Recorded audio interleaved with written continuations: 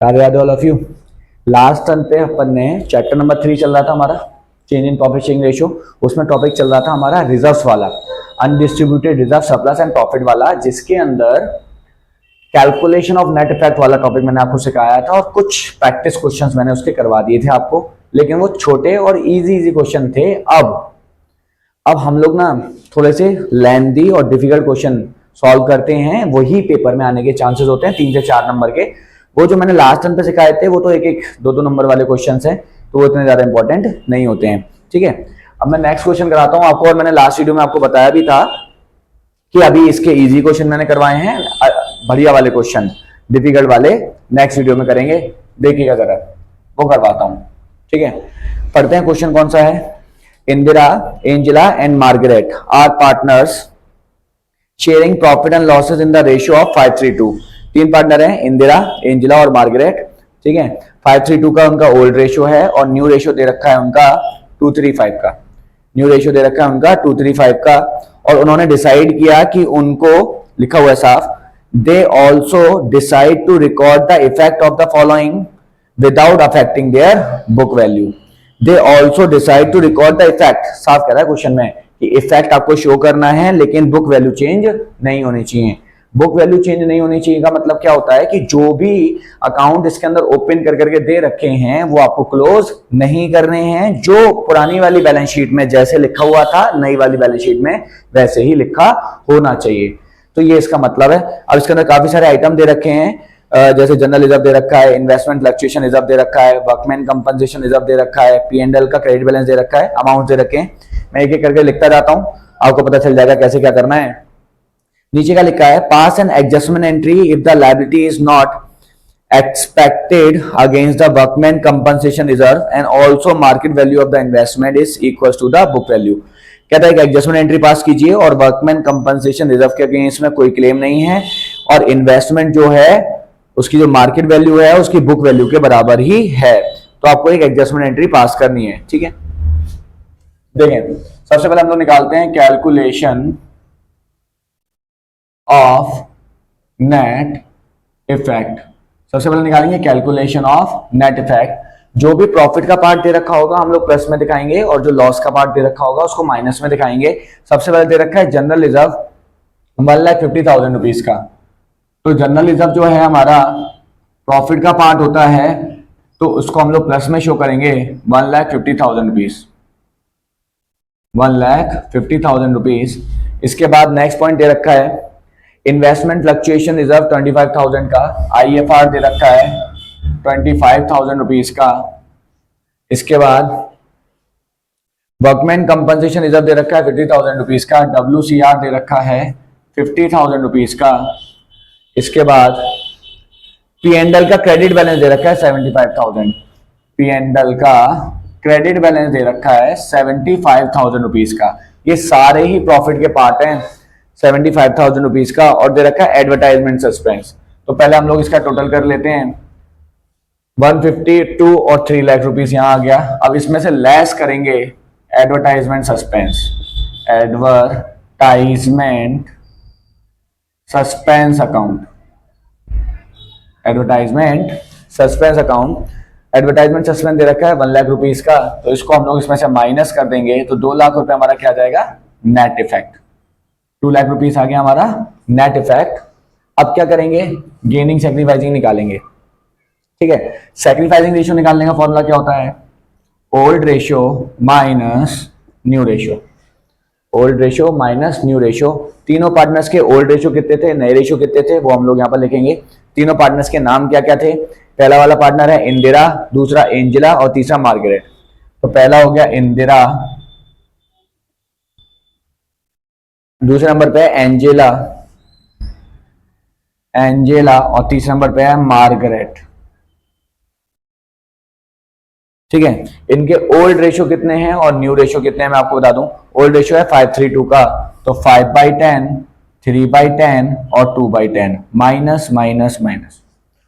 New ratio कितना आ गया, 2:3:5 का, 2/10, 3/10 और 5/10। जब मैंने आपको बताया था जब बेस बराबर होता है तो हम लोग डायरेक्टली माइनस कर देते हैं, 5 - 2 3/10 सेक्रीफाइस कर रही है इंदिरा। यहां पर 10 3 - 3 0/10 नील, कुछ नहीं कर रही है एंजेला, कुछ नहीं कर रही क्योंकि बराबर आ गया, 0 आ गया मतलब। 10 2 - 5 माइनस का 3/10 ये गेन कर रहा है। मार्गरेट क्या कर रही है? गेन कर रही है। अब एंट्री क्या पास करेंगे? एंट्री होगी हमारी, जो गेनिंग पार्टनर्स होता है उसको डेबिट में डालते हैं और जो सैक्रिफाइसिंग वाला पार्टनर होता है उसको क्रेडिट में डालते हैं हम लोग, ठीक है। तो जो मार्गरेट है वो गेन कर रही है तो डेबिट में डालेंगे। मार्गरेट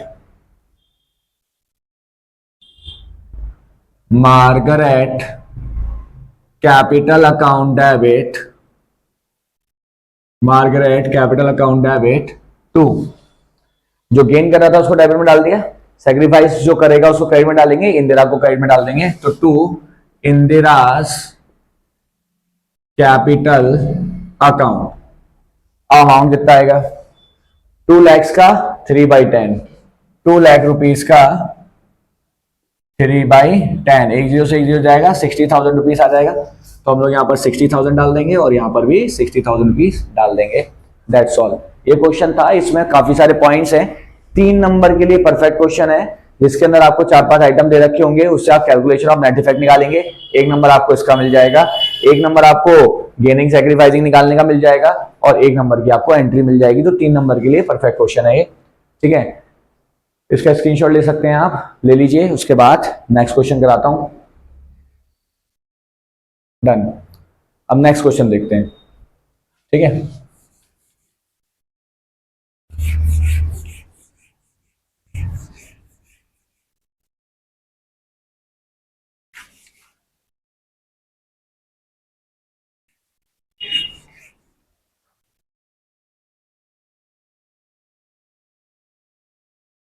नेक्स्ट क्वेश्चन है हमारा, ये बढ़िया क्वेश्चन है। Vinay, Naman and Pratik were partner sharing profit and losses in an agreed ratio. मतलब 3 पार्टनर हैं और उनका जो पीएसआर है, पुराना वाला जो पीएसआर है वो एग्रीड है, मतलब उन्होंने डिसाइड कर लिया था कि उनका पीएसआर कितना होगा, लेकिन क्वेश्चन में मेंशन नहीं है, मतलब ओल्ड रेशियो मेंशन नहीं है। With effect from the 1 April 2025 they agree to share profit equally. New ratio दे रखा है, बराबर है तीनों पार्टनर्स का। On that date their balance sheet showed, उस डेट पर बैलेंस शीट में कुछ आइटम दे रखे हैं। P&L का क्रेडिट बैलेंस दे रखा है 175 का, एडवर्टाइजमेंट सस्पेंस दे रखा है 25,000 रुपीज का। Following journal entry is recorded in a books to give effect to the adjustment for the accumulated profit losses and reserves. कहता है following journal entry is recorded in a books to give the effect, कहता है effect डालने के लिए हमने एक journal entry pass करी है accumulated profit losses and reserves के लिए, ठीक है। वो एंट्री दे रखी है, Pratik capital account debit to Vinesh capital account 25,000 calculate each partner's gain और sacrifice due to change in profit sharing ratio and old profit sharing ratio. कहता है गेनिंग और सैक्रिफाइसिंग रेशियो बता दो और ओल्ड रेशियो बता दो, एंट्री करके दे रखी है, ठीक है। एक काम करते हैं, सबसे पहले हम लोग निकालते हैं कैलकुलेशन ऑफ नेट इफेक्ट। सबसे पहले निकालते हैं हम लोग कैलकुलेशन ऑफ नेट इफेक्ट, ठीक है। तो इसमें क्या क्या दे रखा था? सबसे पहले दे रखा था P&L का क्रेडिट बैलेंस, तो यहां पर दिखा रहा हूं प्रॉफिट एंड लॉस का क्रेडिट बैलेंस जो कि दे रखा है 1,75,000 रुपीज का। इसमें से लेस कर देंगे हम लोग, एडवर्टाइजमेंट सस्पेंस अकाउंट दे रखा है 25,000 का, तो एडवर्टाइजमेंट सस्पेंस अकाउंट 25,000 रुपीज का ये दे रखा था, तो इसको माइनस करेंगे तो 1,50,000 आ जाएगा। इसको कहते हैं हम लोग नेट इफेक्ट। आपको अगर याद हो तो सबसे पहले हम लोग नेट इफेक्ट निकालते थे, उसके बाद गेनिंग सैक्रिफाइसिंग निकालते थे, लास्ट वाला क्वेश्चन में मैंने अभी आपको बताया था। फिर जो पार्टनर गेन कर रहा था वो डेबिट में, जो सैक्रिफाइस कर रहा था उसको क्रेडिट में डाल रहे थे, और जितना गेनिंग और सैक्रिफाइसिंग रेशियो आ रहा था, ठीक है, उसका मल्टीप्लाई कर रहे थे हम लोग 1,50,000 रुपीज से। तो जो उनका अमाउंट निकला था वो आया था, इतना आपको पता होगा, ठीक है। अब ध्यान से देखिएगा, क्वेश्चन में ना एक एंट्री दे रखी है, मैं पहले वो एंट्री यहां पर लिख देता हूं। क्वेश्चन में एंट्री दे रखी है, मैं वो एंट्री यहां पर लिख देता हूं। एंट्री क्या है? Pratik's capital account debit. Entry दे रखी है Pratik's capital account debit to Vinesh capital account, Vinesh capital account. और जो एंट्री दे रखी है वो दे रखी है 25,000 रुपीज की, 25,000 रुपीज की। अभी लास्ट वाला क्वेश्चन था हमारा, रिकॉल करते हैं, उसमें हमारा नेट इफेक्ट कितना आया था? लास्ट वाले क्वेश्चन में हमारा आया था नेट इफेक्ट 2 लाख रुपए का, ठीक है। 2 लाख रुपए का नेट इफेक्ट आया था, उससे हमने मल्टीप्लाई किया था 3/10 का, तब जाकर के 60,000 रुपीज हमारा आया। और इसको मैंने एंट्री में शो किया था, याद है? नेट इफेक्ट आया था मेरा कितने का? 2 लाख का, उसका मल्टीप्लाई कर दिया मैंने 3/10 से, तो 60,000 आया, उसको मैंने एंट्री में शो कर दिया। यहां पर नेट इफेक्ट है मेरे पास 150 का, एंट्री में 60,000 यहां शो किया था, यहां पर एंट्री में 25,000 शो कर रखा है। तो मुझे गेनिंग सैक्रिफाइसिंग पता चल जाएगा, मैं गेनिंग सैक्रिफाइसिंग निकालूंगा। देखिए, जो पार्टनर डेबिट में जाता है, मैंने आपको बताया था, वो गेन करता है, इसका मतलब ये तो पक्का पक्का गेन कर रहा है। और जो पार्टनर क्रेडिट में जाता है वो क्या करता है? सैक्रिफाइस करता है। मतलब ये वाला पार्टनर तो सैक्रिफाइस ही कर रहा है और ये वाला पार्टनर क्या कर रहा है? गेन कर रहा है। अब ध्यान से देखिएगा जरा, मैं कैसे निकालता हूं। एक काम करते हैं, किसी भी एक पार्टनर का निकाल लेते हैं, प्रतीक का निकाल लेते हैं। अगर प्रतीक का निकालेंगे तो प्रतीक गेन कर रहा है, तो मैं यहां पर लिख रहा हूं प्रतीक गेनिंग रेशियो। प्रतीक ऑब्वियसली बात है डेबिट में है तो गेन कर रहा होगा, तभी हमने डेबिट में डाला है। तो प्रतीक गेनिंग रेशियो हम लोग निकाल रहे हैं। कैसे निकालेंगे? ध्यान से देखिएगा जरा। प्रतीक गेनिंग रेशियो निकाल रहे हैं हम लोग। देखो, नेट इफेक्ट कितना था हमारा? 1.5 लाख रुपए का। जब हम लोग नेट इफेक्ट के अंदर गेनिंग रेशियो का मल्टीप्लाई करते हैं तब हमारा आंसर निकलता है। मैंने वहां पर लिख रखा है, गेनिंग या सैक्रिफाइसिंग, जिसका भी आप मल्टीप्लाई करना चाहो, अमाउंट दोनों का सेम ही आता है। तो गेनिंग रेशियो का जब हम लोग मल्टीप्लाई करते हैं तब हमारा आंसर आता है। तो हमारा आंसर कितना आएगा? 25,000। मतलब 1,50,000 मैं किस से मल्टीप्लाई करेंगे 25,000 आ जाए। अब गेनिंग रेशियो निकालना है तो ये इसके मल्टीप्लाई में है तो डिवाइड में चला जाएगा। 25,000 डिवाइडेड बाई 1,50,000, तो यहां पर आएगा 1 और यहां पर आएगा 6। तो गेनिंग रेशियो कितना आ गया? 1/6। और ये किसका है? प्रतीक का। ये किसका है? प्रतीक का है गेनिंग रेशियो। अब आपको ये बात पता होनी चाहिए कि अगर प्रतीक डेबिट में 25,000 से है और वो गेन कर रहा है और उसका गेनिंग रेशियो 1/6 है, तो भैया विनय भी तो क्रेडिट में है 25,000 से ही, तो दोनों का अमाउंट बराबर है। तो इसका मतलब अगर ये गेन कर रहा है क्योंकि डेबिट में है तो ये सैक्रिफाइस कर रहा होगा उतने ही अमाउंट से। तो सैक्रिफाइसिंग रेशियो कितना आ जाएगा? 1/6 किसका? विनय का, है ना। अब देखिएगा जरा, अब क्या होगा। इसको इरेज कर रहा हूं, ठीक है, ठीक, समझाने के लिए मैंने यहां पर लिखा था। अब आपको दे रखा है न्यू रेशियो। अब आपको दे रखा है न्यू रेशियो जो कि इक्वल है तीनों पार्टनर्स का, जो कि इक्वल है तीनों पार्टनर्स का, ठीक है। अब आपको गेनिंग और सैक्रिफाइसिंग भी पता है ना। अब देखते हैं जरा ध्यान से, सैक्रिफाइसिंग रेशियो कैसे निकालते हैं हम। Sacrificing ratio is equal to old ratio minus new ratio, ऐसे ही निकालते हैं ना, old ratio minus new ratio, ये सैक्रिफाइसिंग रेशियो निकालने का फॉर्मूला होता है, ठीक है। अब जो पार्टनर पहले से गेन कर रहा है, मैंने अभी लास्ट वाला क्वेश्चन करवाया था, सैक्रिफाइसिंग वाला फॉर्मूला लगाया, आंसर किस में आ रहा था? माइनस में, तो मैंने उसको गेन में दिखा दिया। मैं बस वही काम इधर करने वाला हूं, ठीक है। तो ये जो पार्टनर गेन कर रहा है ना, तो इसको मैं यहां पर माइनस का 1/6 शो करूंगा, और जो सैक्रिफाइस कर रहा है उसको तो नॉर्मली 1/6 ही शो करूंगा, ठीक है। तो सबसे पहले हम लोग किसका निकालते हैं। अब मैं अगर इसको चेंज कर दूं तो क्या होगा, देखिएगा जरा। मुझे निकालना क्या है? ओल्ड रेशियो निकालना है। तो सैक्रिफाइसिंग रेशियो में अगर मैं प्लस कर दूं न्यू रेशियो तो मेरे को ओल्ड रेशियो मिल जाएगा। अगर सैक्रिफाइसिंग रेशियो में मैं प्लस कर दूं न्यू रेशियो तो मुझे ओल्ड रेशियो मिल जाएगा, ठीक है। ये तो फॉर्मूला बन गया मेरा। अब मैं तीनों पार्टनर्स के नाम लिख लेता हूं। पहला वाला पार्टनर कौन है? विनय। विनय का निकालेंगे पहले, उसके बाद नमन का निकालेंगे, और उसके बाद हम लोग निकालेंगे प्रतीक का। ठीक है, मुझे ओल्ड रेशियो निकालना है, तो ओल्ड रेशियो निकालने के लिए मुझे ये वाला फॉर्मूला लगाना है। तो न्यू रेशियो कितना था, 1/3, 1/3, 1/3, 1/3, 1/3, 1/3। सैक्रिफाइसिंग रेशियो को हम लोग क्या कर देंगे, जोड़ देंगे। तो सैक्रिफाइस कौन कर रहा है, विनय कर रहा है 1/6 से। विनय सैक्रिफाइस कर रहा है 1/6 से, तो इसके अंदर मैंने 1/6 जोड़ दिया। विनय सैक्रिफाइस कर रहा है 1/6 से। प्रतीक क्या कर रहा है, गेन कर रहा है। तो जो प्रतीक गेन कर रहा है तो उसको जोड़ने की जगह पर माइनस कर दूंगा, क्योंकि इसका आंसर तो माइनस में ही आया होगा कहीं ना कहीं।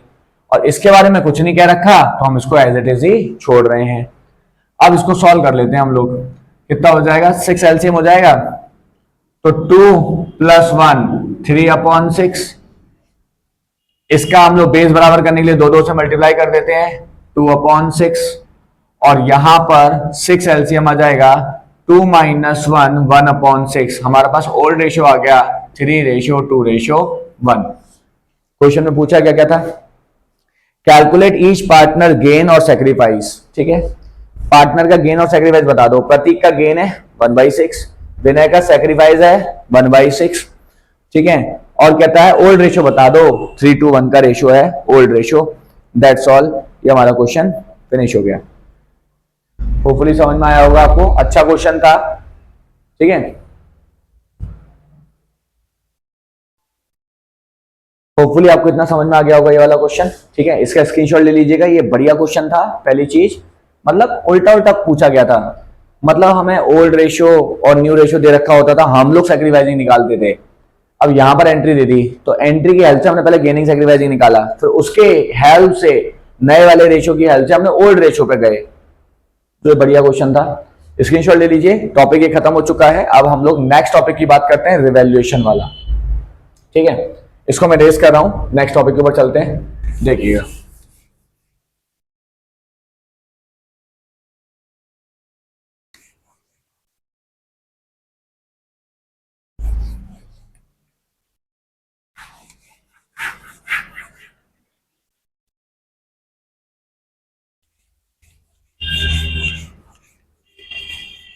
नेक्स्ट टॉपिक है हमारा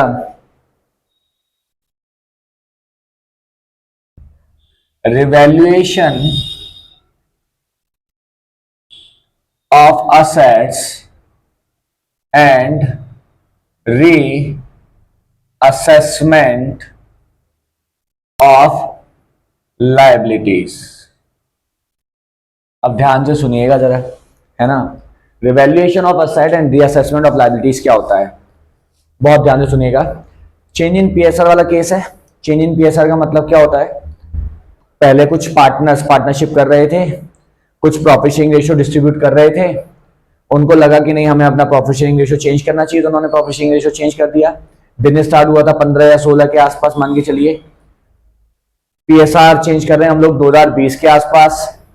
तो आपको पता होगा जब बिजनेस स्टार्ट हुआ था 2015 में और रिकंस्टिट्यूशन हो रहा है 2020 में, तो इसका मतलब क्या है कि जब बिजनेस स्टार्ट किया था तो शुरुआत में कुछ असेट परचेस करी होगी।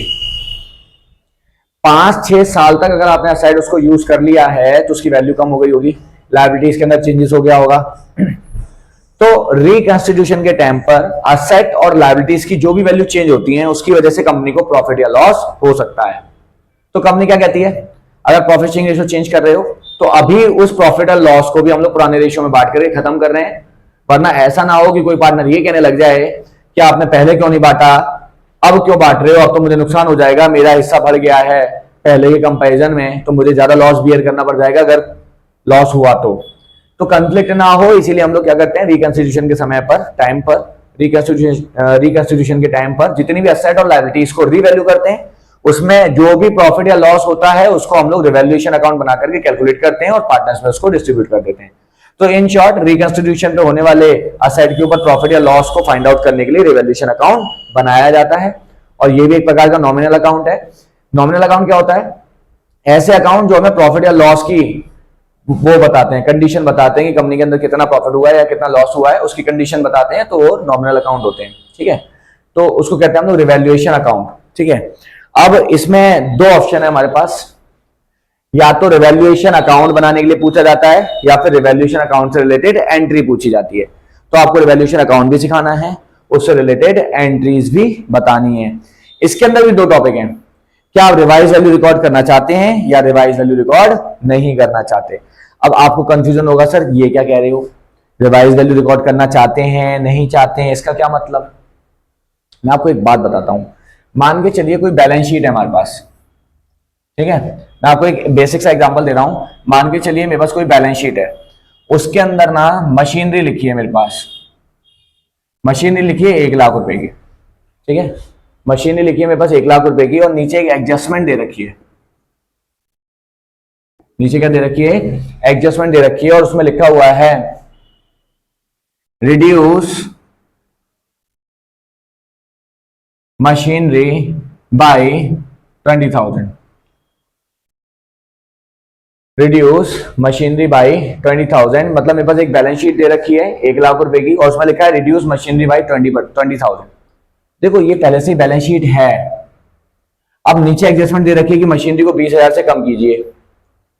अब अगर मैंने 1,00,000 रुपए वाली मशीन को अगर 20,000 से कम किया तो नई मशीनरी कितने की रह गई, 80,000 रुपए की। नई मशीनरी कितने की रह गई, 80,000 रुपए की। मतलब अगर आपने 20,000 रुपए की एंट्री पास करी तो अल्टीमेटली जो आपका 1,00,000 रुपए की मशीनरी है वो 80,000 रुपए की रह जाएगी। तो वैल्यू चेंज करने के बाद जो नई वैल्यू आती है उसको कहते हैं रिवाइज्ड वैल्यू। क्या कहते हैं, रिवाइज्ड वैल्यू।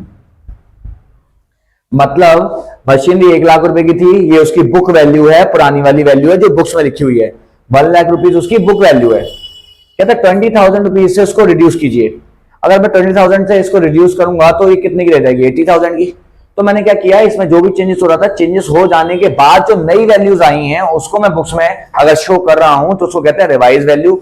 अब जो मेरी न्यू बैलेंस शीट बनेगी ना, after reconstitution new balance sheet बनेगी, तो उसके अंदर अब मैं मशीनरी को 1,00,000 रुपए की नहीं 80,000 रुपए की शो करूंगा, तो उसको कहते हैं रिवाइज वैल्यू शो करना।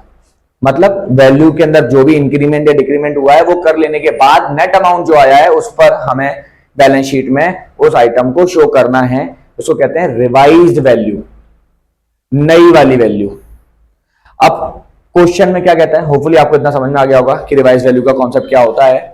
अब क्वेश्चन में क्या कहता है, क्वेश्चन में कहता है कि हमें रिवाइज वैल्यू रिकॉर्ड करनी है या फिर हमें रिवाइज वैल्यू रिकॉर्ड नहीं करनी है, तो उस केस में क्या होगा। ठीक है, तो सबसे पहले मैं आपको वाला केस बता रहा हूं जिसमें हम लोग रिवाइज वैल्यू को रिकॉर्ड करते हैं। दो ही केस हैं, when revise values are recorded, when revise values are not recorded. तो रिवाइज वैल्यू रिकॉर्ड करेंगे तो क्या होगा, नहीं करेंगे तो क्या होगा, देखिएगा जरा।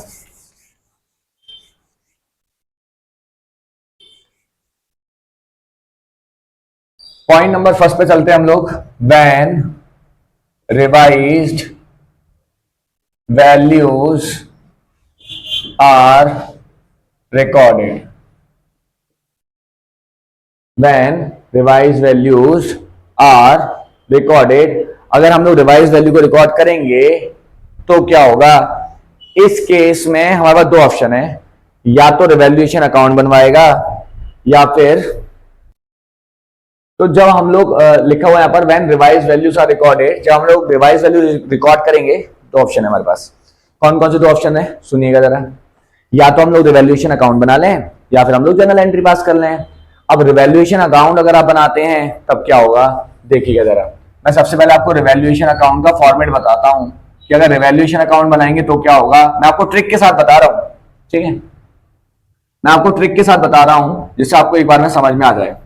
रिवैल्यूएशन अकाउंट, हालांकि फॉर्मेट जो बुक्स में आपके दे रखा होगा उसमें काफी सारे आइटम दे रखे होंगे, तो आइटम याद करने से बढ़िया ये है कि हम ट्रिक सीख लें तो कभी भी क्वेश्चन गलत नहीं होगा।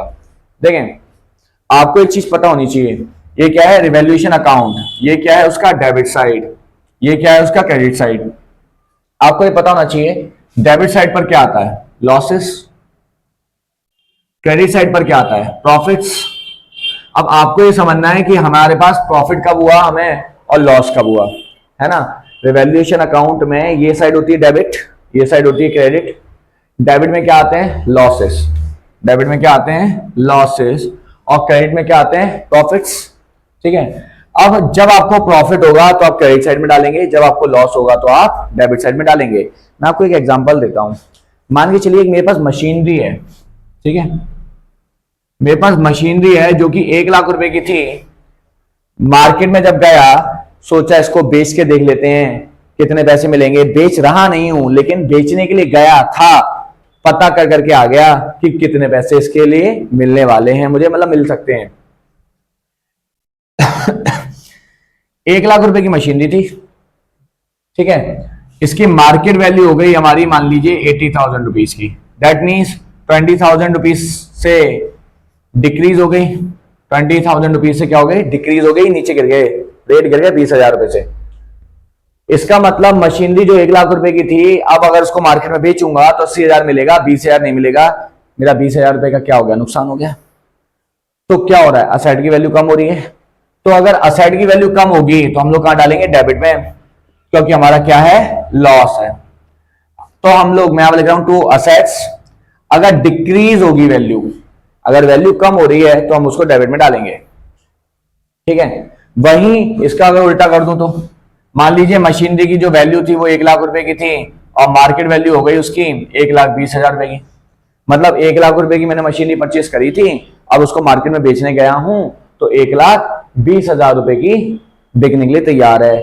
तो मतलब 20,000 रुपए मुझे ज्यादा मिल रहे हैं पहले के कंपैरिजन में। इसका मतलब ये हो गया कि मुझे प्रॉफिट है।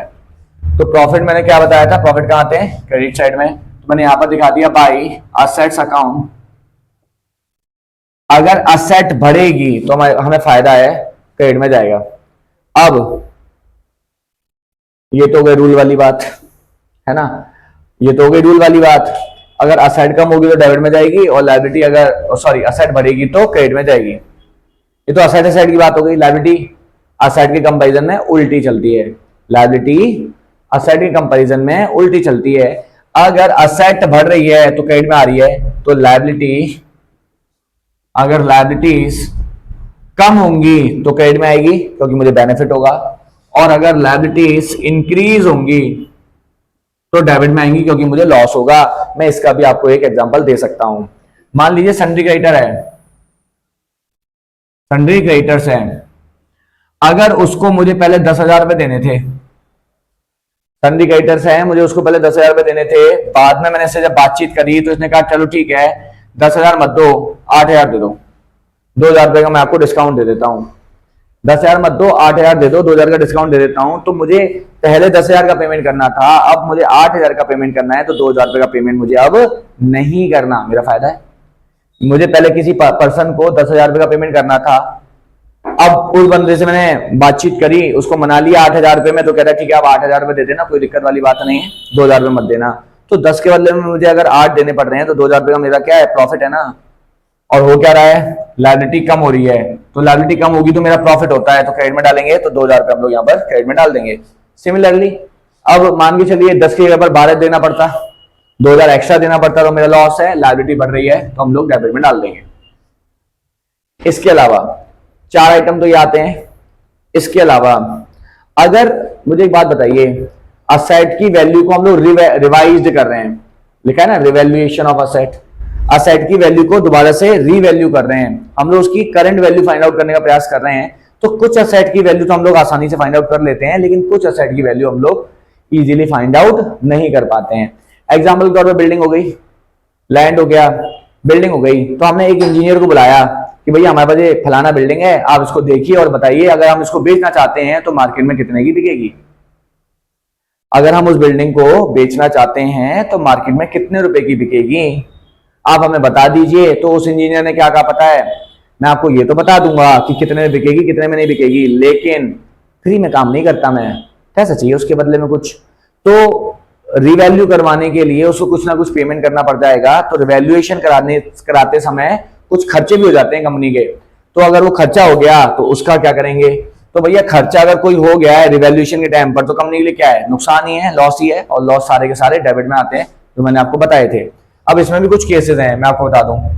अगर मान के चलिए रिवैल्यूएशन के ऊपर कोई खर्चा हुआ है और कंपनी ने उसके बदले में पेमेंट कर दिया है, तो कंपनी ने अगर पेमेंट कर दिया तो कंपनी का खर्चा है, तो हम लोग उसको कैश ऑब्लिक बैंक के नाम से दिखाएंगे। और अगर रिवैल्यूएशन एक्सपेंसेस, रिवैल्यूएशन एक्सपेंसेस हैं, ठीक है। कैश ऑफ बैंक के नाम से दिखा देंगे हम लोग। अगर कंपनी ने ही उसको बॉन्ड करना है और कंपनी ने ही पेमेंट किया है तो हम लोग कैश ऑफ बैंक के नाम से दिखा देंगे। और मान के चलिए अगर पार्टनर ने पेमेंट कर दिया है, बॉन्ड फर्म नहीं करना था, मतलब रिवैल्यूएशन का जो खर्चा था वो फर्म का ही था, लेकिन पेमेंट किसने कर दिया है, पार्टनर ने पेमेंट कर दिया हुआ है। तो अब सीधी सी बात है, अब मैं गया कहीं मार्केट में, मुझे कोई चीज खरीदनी थी, मेरे पास खुले पैसे नहीं थे, तो मेरा दोस्त मेरे साथ में चल रहा था, उसने पेमेंट कर दिया, तो क्या फ्री हो गया मेरा वो प्रोडक्ट? फ्री हो गया? नहीं ना, मुझे उसको पैसा वो लौटा कर देना पड़ेगा ना। ऐसे ही पार्टनर ने कंपनी के हिस्से का पेमेंट कर दिया तो पार्टनर क्या कहेगा, भैया मैं तुम्हारे हिस्से का पेमेंट किया है, लाओ जितना पेमेंट किया था लाओ उसका पैसा दो। तो उस केस में कंपनी क्या कहती है, ठीक है काम करते हैं आपकी कैपिटल अकाउंट में डाल देते हैं। तो उस केस में अगर किसी पार्टनर ने पेमेंट किया है और रिवैल्यूएशन एक्सपेंसेस का, और रिवैल्यूएशन एक्सपेंसेस बॉन्ड कंपनी नहीं करना है, तो उस केस में हम लोग यहां पर पार्टनर्स का कैपिटल अकाउंट डाल देंगे, पार्टनर्स कैपिटल अकाउंट। उस केस में उस पार्टनर का कैपिटल अकाउंट डाल देंगे जिसने पेमेंट किया था। अब क्या होगा देखिएगा जरा, अब क्या होगा, अब इसको क्लोज करेंगे हम लोग, ठीक है। तो हमें क्या देखना है कि अगर क्रेडिट का टोटल ज्यादा है, अगर क्रेडिट का टोटल ज्यादा है डेबिट के टोटल के कंपैरिजन में, तो हम लोग बैलेंसिंग फिगर में यहां पर निकालेंगे to profit transfer to partners capital account. Partners के नाम मुझे पता नहीं है तो मैं ऐसे नॉर्मली लिख रहा हूं, पार्टनर्स कैपिटल अकाउंट, और ओल्ड रेशियो में हम लोग इसको डिस्ट्रीब्यूट कर देंगे। और अगर डेबिट का टोटल ज्यादा है तो यहां लिखेंगे बाई लॉस ट्रांसफर्ड टू, मैंने शॉर्ट में लिखा है TR डॉट ट्रांसफर्ड होता है, by loss transferred to partners capital account, partners capital account, और ओल्ड रेशियो में हम लोग इसको बांट देंगे, काम खत्म हो जाएगा, यहां आ जाएगा और यहां आ जाएगा दोनों का टोटल। तो ये हमारा रिवैल्यूएशन अकाउंट, और इतना इंपॉर्टेंट टॉपिक है ये, मतलब आपको 2 से 3 क्वेश्चन तो इस रिवैल्यूएशन के मिल ही जाएंगे। 6 नंबर में आते हैं जिसमें रिवैल्यूएशन अकाउंट बनाने के लिए मिलता ही मिलता है, या तो रिवैल्यूएशन अकाउंट बनाने के लिए आएगा या फिर एंट्रीज पास करने के लिए आएंगी। इसकी एंट्री सीखते हैं, पहले इसका स्क्रीनशॉट ले लीजिए, होपफुली आपको समझ में आ गया होगा। ये बहुत बड़ा टॉपिक नहीं है, इतना सा टॉपिक है, और ये मैंने आपको जो रिवैल्यूएशन के एक्सपेंसेस शो कर दिए हैं, मैंने कर दिए हैं, लेकिन पेपर में बहुत रेयर केसेस में रिवैल्यूएशन से रिलेटेड एक्सपेंसेस का ट्रीटमेंट करने के लिए आता है, बहुत रेयर केस में। सबसे ज्यादा क्या आता है, असेट लायबिलिटी। असेट लायबिलिटी या तो इंक्रीज हो जाएगी या तो डिक्रीज हो जाएगी, या तो डिक्रीज हो जाएगी या तो इंक्रीज हो जाएगी, और या तो प्रॉफिट आएगा ये वाला या तो लॉस आएगा ये वाला। तो ये 4-5 ही आइटम आते हैं, रिवैल्यूएशन अकाउंट बहुत ज्यादा बड़ा नहीं आता है बनाने के लिए, ठीक है, लेकिन इंपॉर्टेंट टॉपिक है और हर साल आता ही आता है, ठीक है।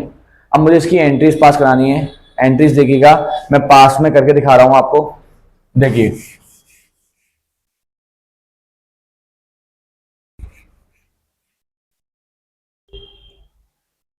एंट्रीज कैसे होंगी। अब जितने आइटम मैंने रिवैल्यूएशन अकाउंट में डाले हैं उन सबकी एंट्रीज पास करेंगे हम।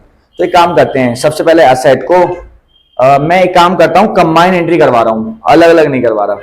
मतलब देखो यहां पर लिखा है असेट की वैल्यू बढ़ रही है, लायबिलिटी की वैल्यू कम हो रही है।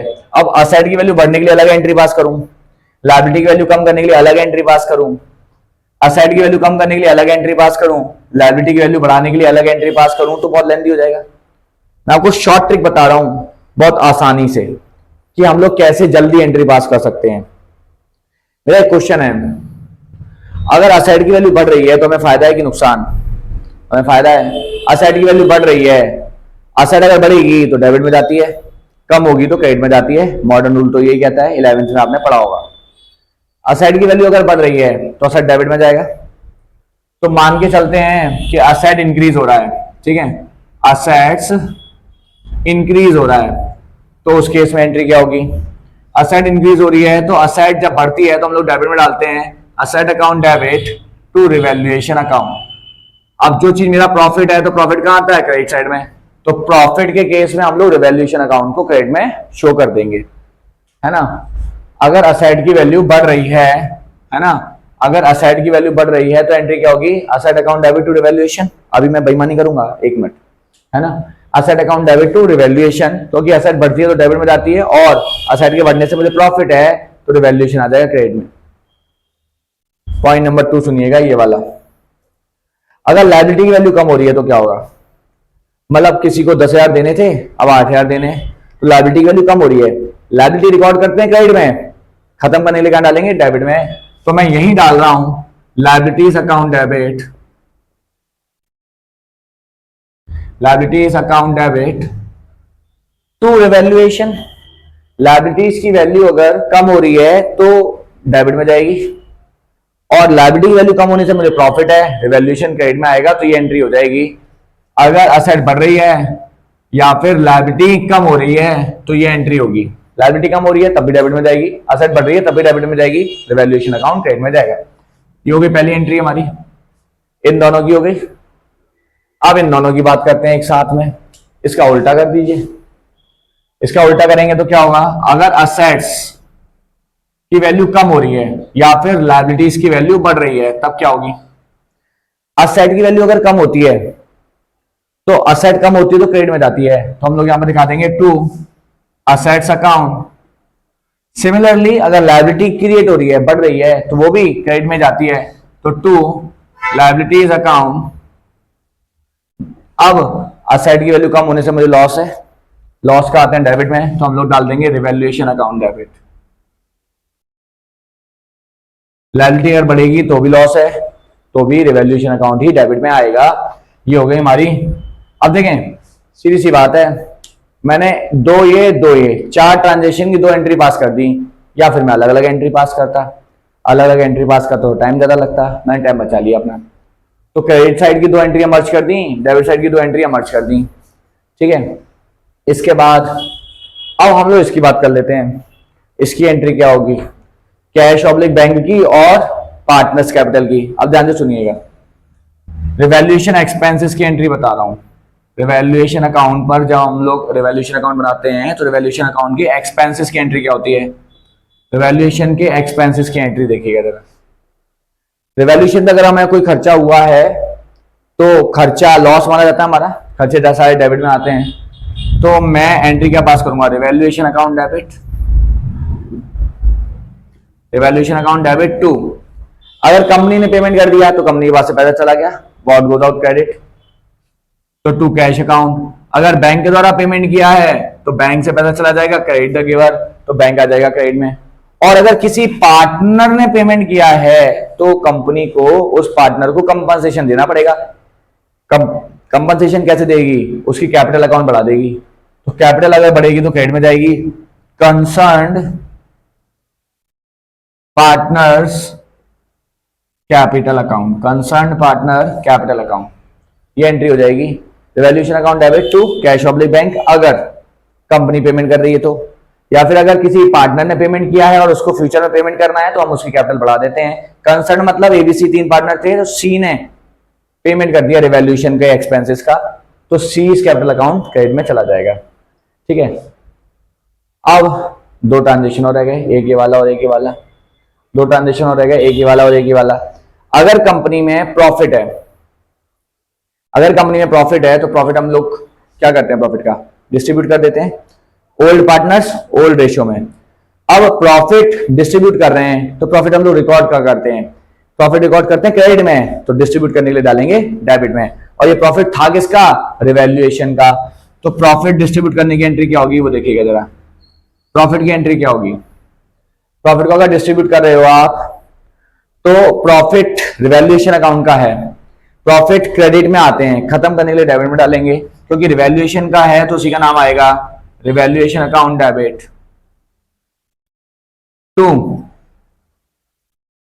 Partners capital account old ratio में बांट देंगे, partners capital account old ratio में बांट देंगे हम लोग, और ये एंट्री हो जाएगी हमारी। लॉस के केस में क्या होता है, लॉस के केस में इसकी हो जाती है रिवर्स एंट्री।